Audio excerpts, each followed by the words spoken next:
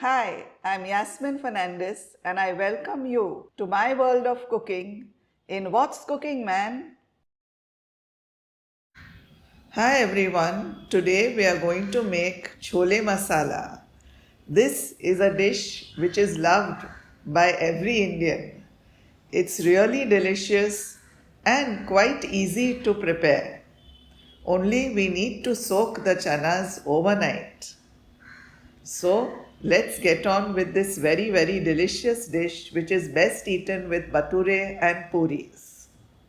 For that I have taken a cup of chickpeas, that is Kabuli chana, and soaked them overnight and drained the water.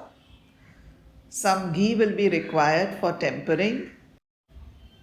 In the whole masalas, we require a piece of cinnamon, 1 mace, quarter teaspoon of peppercorns, 1 badi elaichi, 2 green elaichi, and 4 cloves. Also in the powdered masalas, we require 1 teaspoon of Kashmiri red chili powder, 2 teaspoons of chole masala, 1 teaspoon of coriander powder, half a teaspoon of cumin powder, and a quarter teaspoon of turmeric. 2 onions which have been sliced, and we require oil about 3 to 4 tablespoons, salt, just a quarter teaspoon of baking soda, and 2 large tomatoes which I have cut and blended to a puree.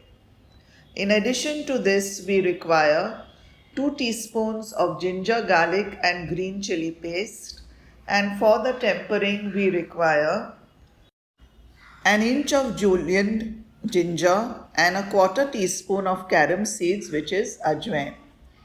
First, we will start by boiling the chole. That is, put the Kabuli chana in the cooker, add about a teaspoon of salt and just a quarter teaspoon of baking soda. This will help the Kabuli chana to cook well. Now, add around 3 cups of water and we will now close the cooker and put on the whistle, and we will cook the Kabuli chana on a medium flame for 5 whistles. In the meantime, we will roast the onions, that is, we will fry them on a medium low flame till they turn nice and brown. So just saute the onions. We have to let them turn nice and brown. So on a low medium flame we will do this. The onions are already turning nice and brown and soon they'll be ready. There, our onions are now ready and we will take them out in a plate and keep the plate aside for the onions to cool, and then we will blend the onions to a paste. Our cooker has now given us 5 whistles and we will keep the cooker aside to come down to room temperature before opening it. So put off the gas and keep the cooker aside. Now the onions have cooled, the ones which we had fried. We will now grind them to a nice smooth paste.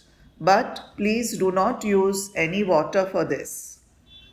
So on a pulse mode, just grind the onions well to a good paste. As you can see, our onions have been ground well and our cooker also has cooled. We will open it and check whether our chole is cooked properly. It looks like it's cooked really well, but let's just check. So just take a fork and just press a small piece between your fingers to check whether it is done. There, it's done so beautifully well. Now let's get on. I've kept a pan to heat and I will add around 2 tablespoons of oil. Once the oil is hot, we will add in the whole spices and give everything a good stir. At this stage, keep the flame medium because the whole spices might splutter. So be careful. once you get a nice aroma, it will be time to add in the onions which we had blended and give that a good stir. Just give it a nice stir and then add in the tomatoes which we had pureed, the 2 large tomatoes, and saute everything well till the oil separates. So all this is being done on a medium flame. There, as you can see, the oil is separating, and at this stage also we will add in some salt. Give everything a good stir, and now it is time to add in the ginger, garlic and green chili paste and give that a good stir as well. Keep sauteing till you get a nice aroma and the oil once again separates a bit. There, as you can see, everything has been fried really well, and now we will add in the powdered masalas which we had mentioned earlier. Once you add the powdered masalas, keep the flame low and saute the masalas really well.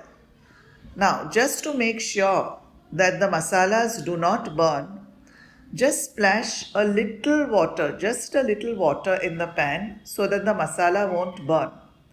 Very little. And give the masalas a good stir and allow them to cook nicely. Again, once you get a beautiful aroma, you will know this when the oil separates a bit. There, our masalas have cooked really well, and now we will empty the chole into the pan. Do this carefully and give everything a nice stir. As you can see, the water content is a little more, but don't worry. We will cover the pan and allow the chole to simmer for about 10 minutes. And on a nice medium flame, allow it to now cook. There, our chole is now ready, and as you can see, the consistency is just perfect. Now let's go in for the last lovely part, which is the tempering. In a small pan, I am going to heat 1 tablespoon of clarified butter, which is ghee. Now we will put in the carom seeds and the ginger. Wow! Now, can you hear that sizzle? It's so wonderful. Let's garnish the chole with some coriander leaves, and it's all ready to eat. Like I said, eat it with bhature or with puris. It goes best with these two. And as always, do like, share, subscribe, press the bell icon and get your comments in. This is so lovely and nice. Just look at that consistency. Now let's plate. Pour in a nice generous amount into your vati and get ready for lunch. This recipe is really tasty and delicious. Chole can also be prepared for parties because everybody loves eating chole. Of course, you'll have to prepare the bhature and the puris to go with it. So do enjoy this recipe. It's very easy to make. Thank you for watching.